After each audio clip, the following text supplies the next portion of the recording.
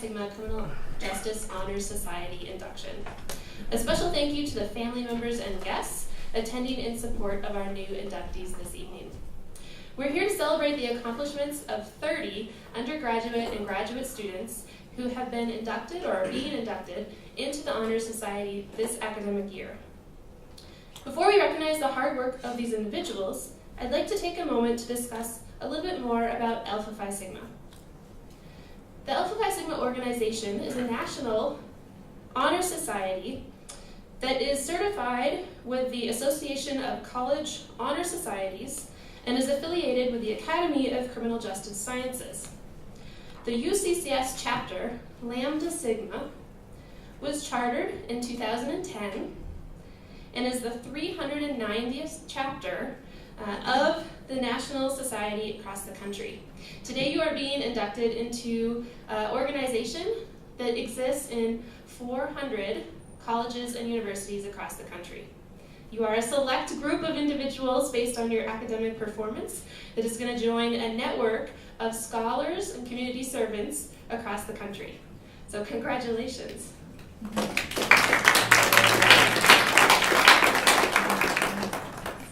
The mission of Alpha Phi Sigma recognizes academic excellence for undergraduate and graduate students. In addition to honoring academic excellence, the mission of the organization is centered around community service, educational leadership, and unity.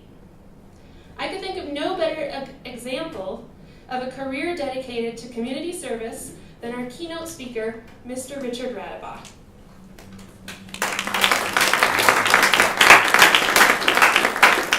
Mr. Richard Radabaugh began his career in Colorado Springs with the Colorado Springs Police Department, where he served for 30 years. He earned his Juris Doctorate from the University of Denver in 2001. Mr. Radabaugh worked for the Assistant District Attorney in Colorado Springs. He then began his own law firm in 2004. In 2012, he joined the School of Public Affairs as a faculty member, where he's been a champion for students, and I threw that in there just for you, and teaches a variety of courses, including constitutional law, courts, and the judicial process, the very popular interviewing and interrogation 1 and 2, homicide, and introduction to criminal justice. It is with great pleasure that I would like to welcome retired police officer, attorney, and current senior instructor of the School of Public Affairs, Mr. Richard Radabaugh.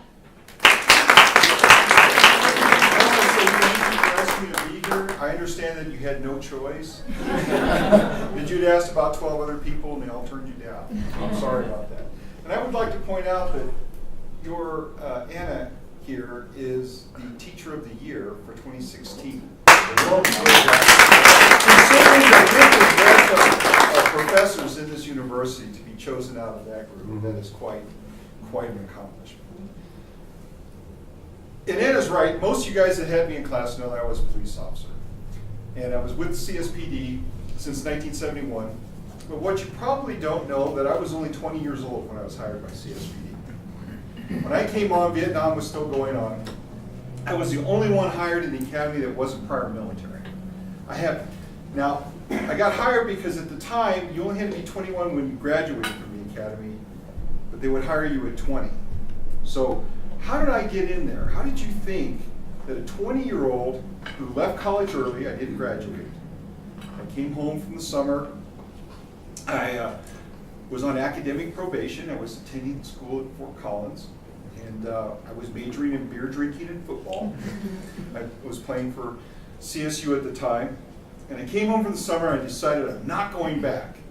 I'm not going to finish those 3 incompletes I left that last semester.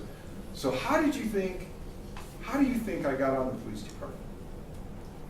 Do you think that was a goal since I was a little kid to be a cop? Probably not. No, I had no plan at all. What happened was, I came home, I had to move back in with my folks. Does that sound familiar? Everybody? Okay, so I'm living with my parents, I get a job, in those days, there was no internet, of course. So I picked the newspaper that said want ads. And then there was a restaurant on Fillmore called Three Thieves. Anyone remember that? Steakhouse on Fillmore, Three Thieves. Am I too old for that? So I go down there, I get a job, I'm bussing tables, washing dishes, and I get moved up to salad making. And I'm thinking, this is not very fulfilling. So after 2 weeks of that, I'm thinking, what am I going to do with my life? And my neighbor across the street from my parents, he was a firefighter. So he was out there working on his yard. I said, that looks like a good job.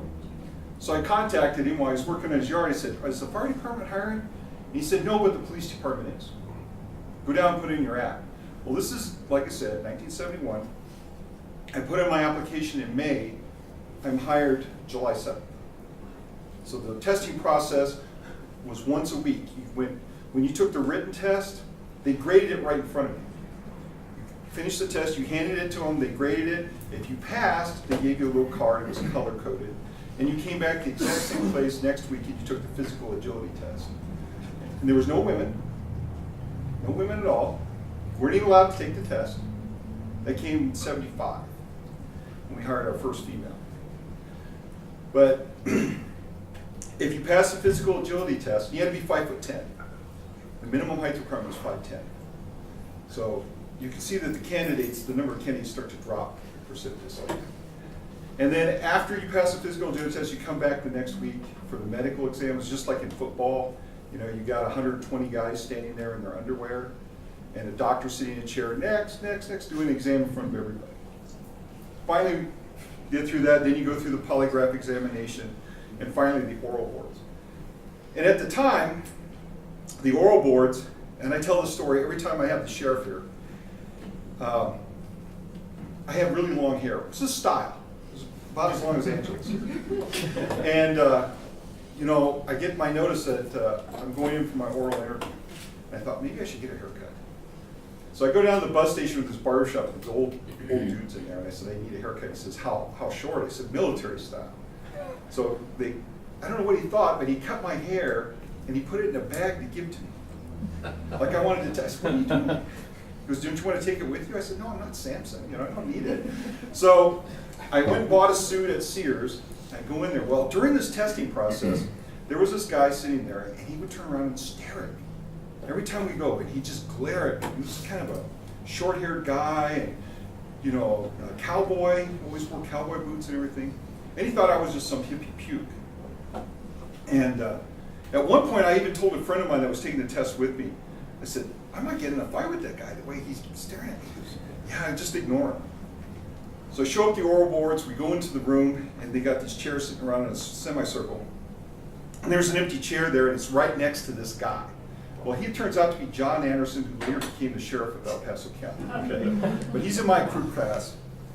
And he's sitting there, and this is the guy that's been staring at me all this time. And I thought, God, I got to sit next to this guy. So I'm sitting there, but I got my hair cut, and I'm wearing a suit. First suit I ever owned. So I'm sitting there like this. He turns to me, and he goes, I see that long-haired puke didn't make it. I said, no, he didn't. So we get hired. It was 6 months later, I told him I was the long-haired puke.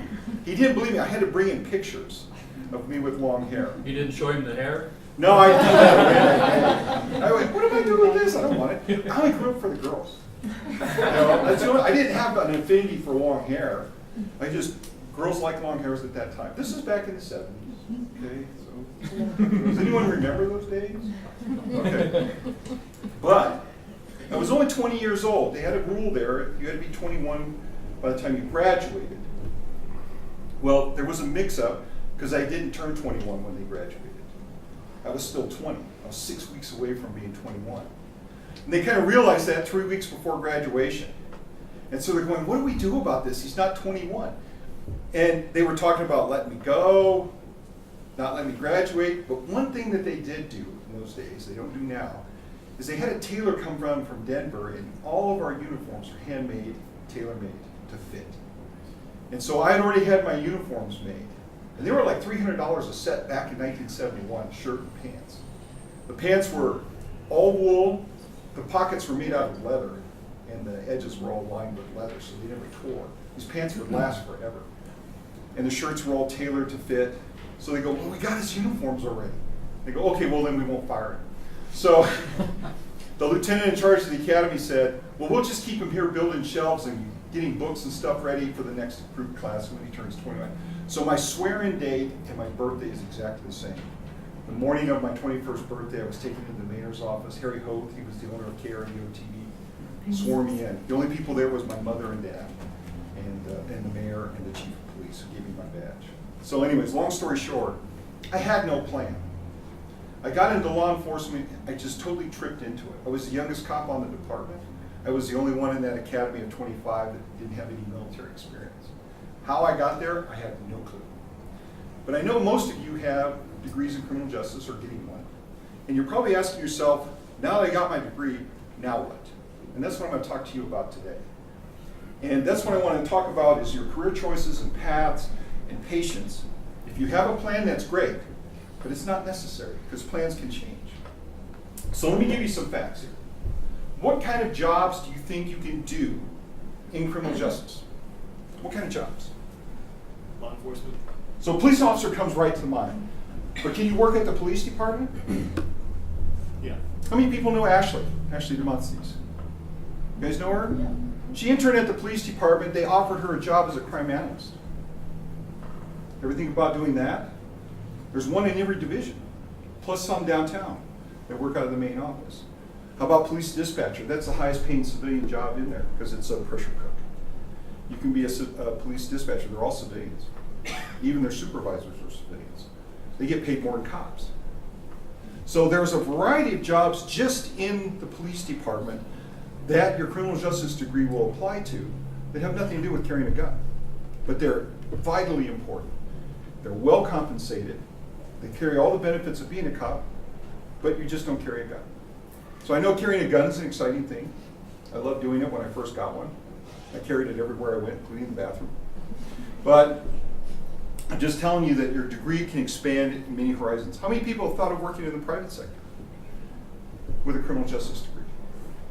Anyone hear of corporate investigations, CI? Mm-hmm. Every major company, I don't care whether they sell baby bottles or cell phones, has a CI department. I just went on and checked. Let me get my statistics. I actually did research for this speech here. ZipRecruiting lists 17,483 corporate investigation jobs. Indeed.com says that an average corporate investigator makes $83,000 a year. Indeed.com had 1,450 corporate investigator jobs listed today. I just checked that out today. And so I'm just telling you that your criminal justice degree is going to open a lot of doors for you if you know where to look. How many people heard of the Boston bombing? Marathon bombing? Did you know that those two brothers that planned those bombs were located by corporate investigators for T-Mobile? One of the corporate investigators in Boston was sitting there watching the news and heard the name Zanayev, which was the name of one of the two brothers. He checked their databases and found out they're both T-Mobile customers. They tracked their phones and called the FBI. They downloaded everything off their phones, including the text messages they were sending back and forth, emails, and so forth. They captured all that data and gave it to the FBI.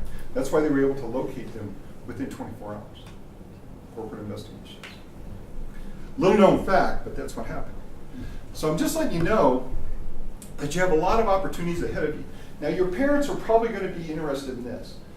What I'm talking about today is I just got my degree, now what do I do with it, right? I mean, my son graduated 2 years ago, that was the first question I asked. What the hell are you going to do? I think I'm going to continue bartending and DJing on the side. Wonderful. And that's what he's doing. So 5 years of college, what a bonus that was. I'm sure he'll work it out someday. But let me tell you this, 47% of you will work in law enforcement or something to do in the criminal justice field. The other 53% will not. 53% of you will go and do other things. That's not uncommon. 60% of all employers, except for technical degrees like engineers or biologists or chemists, don't care what your degree field is in. The fact that you have a degree is all that matters. And why is that? Because you've learned to read and write critically. You've learned to be able to analyze data and regurgitate it, coach it. You have analytical skills. You've proven that you're trainable. So having a college degree, I don't care if it's in criminal justice or liberal arts or whatever it is going to make you marketable. So how do I find a job in this market? How do I go out and get to where I want to be? And that's the question we all have to ask ourselves. Do you need a plan? Obviously, I didn't have a plan.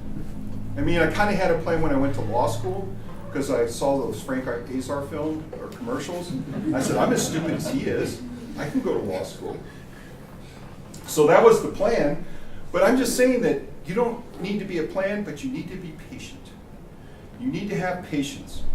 60% of you, everybody's degree field is different, but most people generally, unless it's a technical degree, never work in that field. They use it, 10%, Jean Dake, and she is the Director of Employment Services for the University of Tennessee, and she's written a book about getting a job after you graduate. And she said that 10% of the people that graduate have no intention of getting a job in their career field. She says that another 30% would rather not get a job in their career field, but they don't know what else to do. And that leaves the other 60% that are actively pursuing careers in the field that they studied. So you're not alone if you graduate and you don't know what to do. So the things that you need to look at is one, flexibility. If you're willing to take other jobs and look at other aspects, not just in one field, your chances of getting a job or a career is going to escalate. If you decide to take a job and it's an entry-level job, rest assured that 72% of you, after 2 years, will be in the field that you want to be in. If you take a job and you like it, 72% will move on. So if you're in an entry-level job, it's only temporary. You're not going to be hired and put into a high position. If you want to be a cop, what's the first level that you go to? Jordan. You're looking at the academy, right? Yeah. So your first job is going to be what? Oh, patrol. Recruit. Well, that. Yeah, you got to graduate first. In the academy, yeah. Yeah, so you're paid recruit. But then you go to patrol. Yeah, everybody goes to the uniform for the first 2 or 3 years. But then you're a patrolman, detective, if you want to do that. By the way, there's a caveat, do not be an auto theft detective. Okay, I was one. So I'm telling you right now, when the older guys tell you, hey, if you go to auto theft, it's a stepping stone to homicide, do not believe it. I'm serious. Somebody told me that, I've been on 2 years. He said, there was an opening in auto theft, you go put in for that opening, you've got to be a property detective before you move into homicide. Okay. So I put in for the opening, they schedule me an interview with the commander of Detective Bureau. I go down there the day of my interview, nobody's there. I walk in the conference room, it's totally empty. I sit there for 10 minutes, nobody shows up. I walk out to the secretary, I said, I'm supposed to be here for an interview. She goes, oh, nobody else applied for that job, so you're hired. That should have been included. Almost 700 guys in that department, and I was the only one that put in for auto theft detective. I only lasted about 7 months. But my interns, I have a program where we assign, it's in the advanced interview and interrogation class, we actually take students here and they're assigned to a detective. And for the semester, that's their job. As they go on active cases, they work on real cases with other detectives or a detective division. And there's always somebody being assigned to auto theft, and I always cringe when that happens. I mean, they go to narcotics, we have some in stick, we have some in human trafficking, there's a task force, we had 2 assigned there, they did 36 rescues this last semester. And so, but every semester somebody gets assigned to auto theft. I'm sorry, I have no control over this. But anyway, so you got your degree, you're going to get out there, you need to find work. Now some of you think, I'm going to go to graduate school right after this. If you're going to teach, if you're going to be an academic and do research and help progress the profession, that's great. But do not do that if that's a place where you're just looking to land until you figure something out. Your debt's going to increase, and it's not going to enhance your chances of getting a job. Master's degree with no experience is not really going to be a benefit in the real world. A master's degree and a job will promote you. Like here at the police department, you can't make commander without a master's degree. So you can't be a division commander or deputy chief or even the chief without a master's. It's a requirement. So, but I'm just telling you, think about that. You've got debt to pay, and you're going to be cognizant of that. That's why you're going to look at other career fields. You're going to look at other jobs. Don't get locked in on one position. You want to be a cop? That's great. Okay. Promote that. Police department needs good people, but don't close your mind to other avenues. You might find something interesting. I was a cop for 30 years, but 20 of those, after 20, I went to law school. I knew I was going to have to change. And so I didn't have any problem transitioning from being a police officer to a deputy district attorney. But I'm just telling you that if you're patient and you look for opportunities, your degree will carry you further.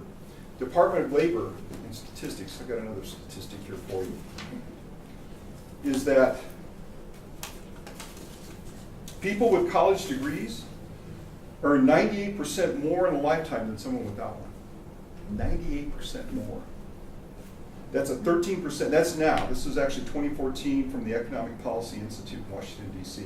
That's a 13% increase over the last 10 years. So just think about what it's going to be from 10 years from now for those that don't have college degrees. The demand for people with education and training is going to increase, and you're going to be out there to do that. I mean, it sounds like a long time away, but 10 years will go by fast. And so just look at that. When you leave here with your degree, and you're open-minded, patient, and focused, you're going to make that climb, and things are going to happen for you. But you just have to stay with it. Don't expect the rockets to go off and flares in the sky, because I've got my college degree and people are going to be begging me to come work for them. It doesn't work that way. But if you're patient, willing to move, flexible, you're going to find that position that's going to make you happy for the rest of your life. And that's what I want to congratulate you for, because you toughed it out here for 4 years or more. You put in the time, you put in the work and the effort to get your degrees. And there is a reward. There is a definite reward at the end of the rainbow. And I just want to say that if you stay with it, be patient, keep your expectations reasonable, you will make the success that you want. Everybody here came to college because they wanted a career. They didn't want a job, they wanted a career. I tell that to my students the first day of class. I said, you're here because you want a career. And we're here as a university to make sure you get in those jobs and you get the careers that you want. So anyways, I congratulate you. Congratulations to the inductees. Thanks for joining. You're in a wonderful career field. I've been in law enforcement now for 44 years, 45 this year, yes. Is that right? While I was a district attorney for a while, when I went into private practice, I was the police department's attorney. And I just retired from that last year. Finally, I was doing two things. I was teaching here full time and doing that.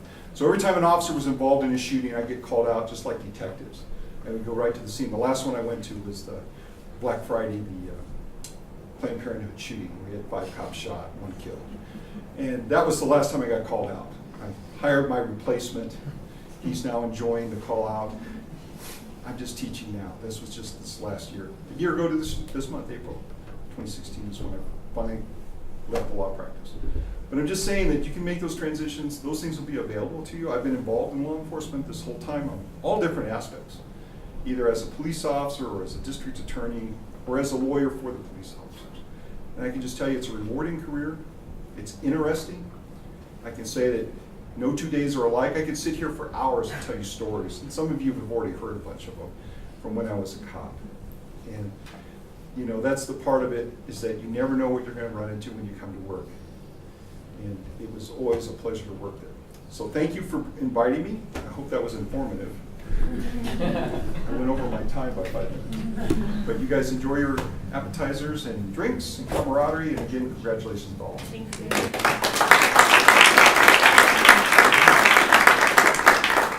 Thank you, Mr. Radabaugh. In recognition of your service and commitment to coming and speaking here today, we do have a certificate for you from Alpha Phi. Thank you.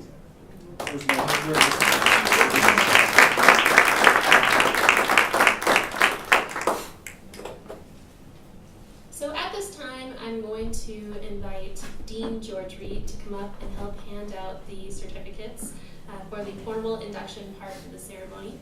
I'm also going to invite Natasha Baxter, one of our officers this year, to help with the handing out of the pins as well as the certificates. So each of the individuals today who are being inducted into the Honor Society exemplify excellence. They are not simply just stellar students. They are dedicated members of their campus and the Colorado Springs community. They volunteer in their communities, participate in other campus organizations, stay connected to their families. Some have or currently serve in the military, while others maintain hectic work schedules outside of school. For each of you being inducted here tonight, I want you to know that the people in this room are here to support you. We recognize that being a student at UCCS is just one of the many hats that you wear. I speak for everyone in this room when I say we are proud of you and your accomplishments both in and out of the classroom. Let's give them a round of applause.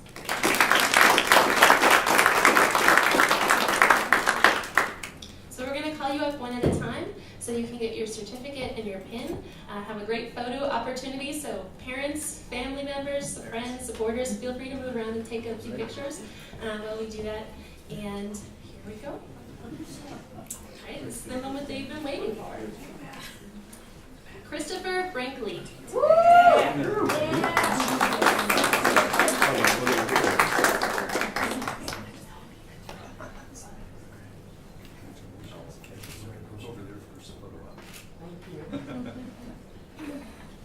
Thank you very much.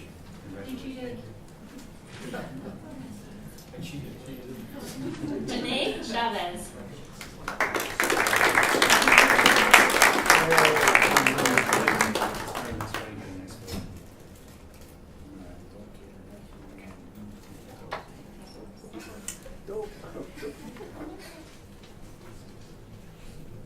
Jordan Evenson.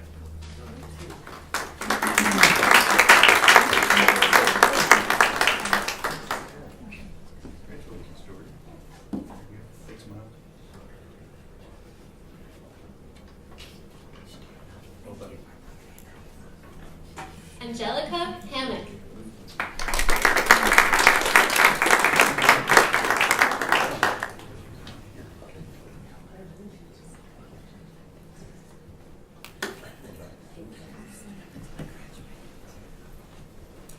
Kathleen Hennessy.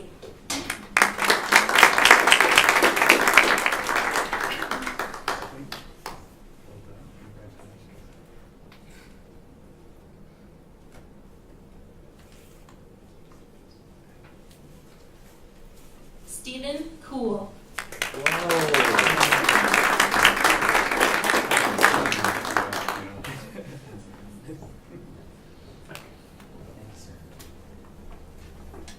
Kaylee Mascarenas.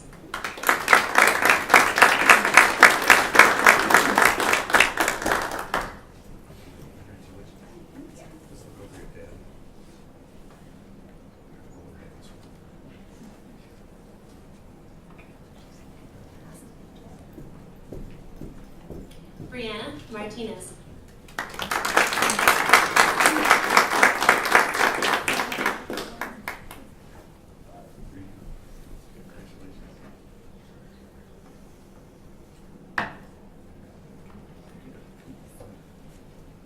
Matthew Radabaugh.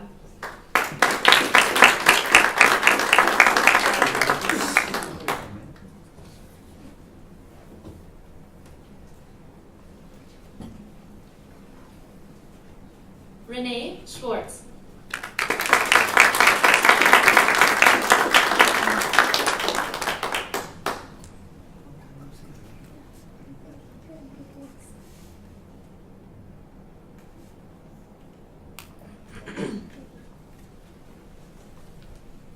Danielle Stevens.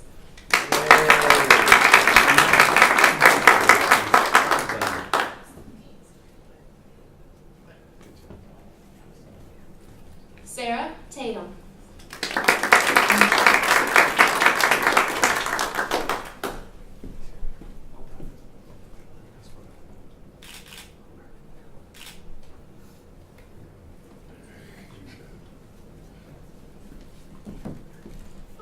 Ward.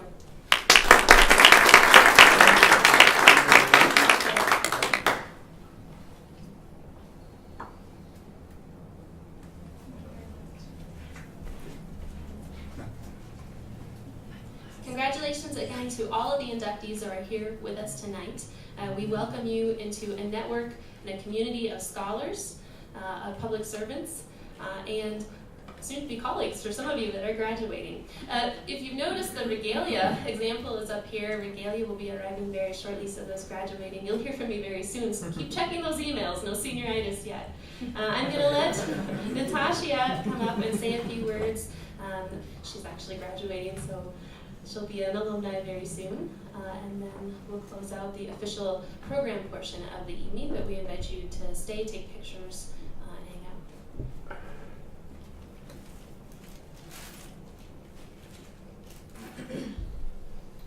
All right, well, again, congratulations to everyone who was inducted tonight. And I just want to say thank you for everyone who came and supported your family member. I can personally say how important it is that you support your student. I just graduated, or I'm about to graduate with my master's degree, and without my husband's support, I would not have been able to do this. So thank you for coming. Make sure that you stick around and finish off the food. And also, for those who are moving on and graduating, make sure you stay connected. We do have Facebook. I think it's really important to stay connected to the school and in the community. As Mr. Radabaugh was saying, you don't want to just check out. You want to stay connected and try and be involved in criminal justice in some way or the other. So thank you very much for coming, and you guys have a good evening.